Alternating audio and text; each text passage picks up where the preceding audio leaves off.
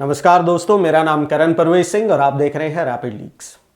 अगर आपको याद हो तो वर्ष 2014 में लोकसभा चुनाव के दौरान भाजपा पार्टी ने अपने चुनावी मैनिफेस्टो के अंदर एक प्रोजेक्ट का जिक्र किया था और वो प्रोजेक्ट था काशी विश्वनाथ टेम्पल कॉरिडोर।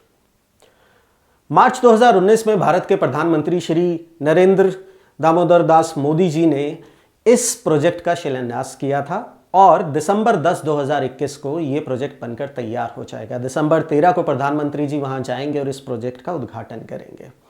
बात करते हैं कि इस प्रोजेक्ट की खास बातें क्या हैं। सबसे बड़ी बात जो है वो ये है कि काशी विश्वनाथ मंदिर जो है वो भगवान शिव को डेडिकेटेड मंदिर है और भारत में जो 12 ज्योतिर्लिंग है उनमें से एक ये मंदिर है।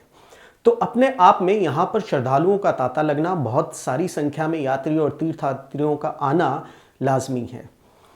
इस प्रोजेक्ट के बनने से पहले या इसकी रूपरेखा तैयार होने से पहले यहाँ पर एक जो बहुत बड़ी दिक्कत थी वो ये थी कि मंदिर तक पहुँचने के लिए जो गलियाँ या जो रास्ते थे वो बहुत संकीर्ण थे।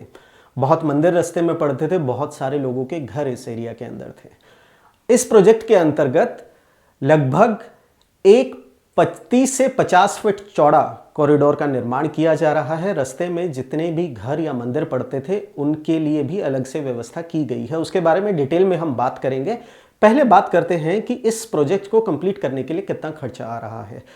प्रोजेक्ट कंप्लीट करने का ठेका जो दिया गया था वो UK based company Ernst and Young को दिया गया था और समय सीमा में इसे पूरा करने के लिए हालिया दिनों में इस कंपनी ने 400 और मजदूरों को या वर्कर्स को हायर किया था। 600 करोड़ की टोटल लागत से यह प्रोजेक्ट कंप्लीट किया जाना है, जिसमें से 300 करोड़ जो है वो वहां पर भूमि अधिग्रहण और उन परिवारों को विस्थापित करने के लिए दिया जा रहा है जिनके घर या जमीन उनसे ली गई है।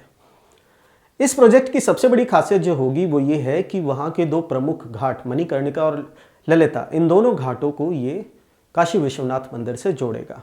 पहले भी रास्ते थे वहां से, पर अब जो है एक 30 से 50 फुट चौड़ा कॉरिडोर होने की वजह से श्रद्धालुओं के आवागमन में कोई परेशानी नहीं होगी।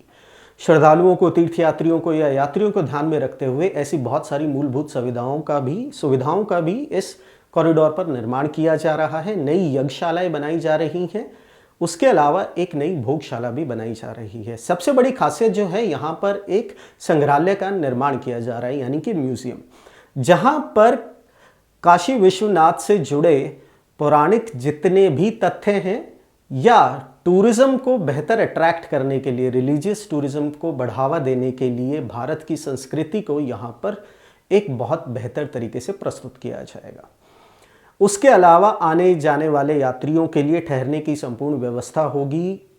बनारस का खाना हम सब जानते हैं कि बहुत फेमस है, तो यहाँ पर फूड स्टॉल्स भी लगाए जाएंगे जो अवधी और बनारसी खाना आने वाले यात्रियों को परोसेंगे।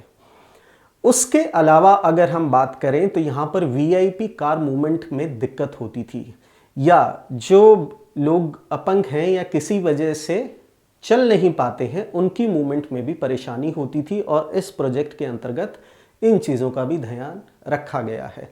मेडिकल फैसिलिटीज़ को बढ़ाया जाएगा, मूलभूत सुविधाएं, सैनिटेशन की व्यवस्था, इन सारी चीज़ों पर ध्यान दिया जा रहा है।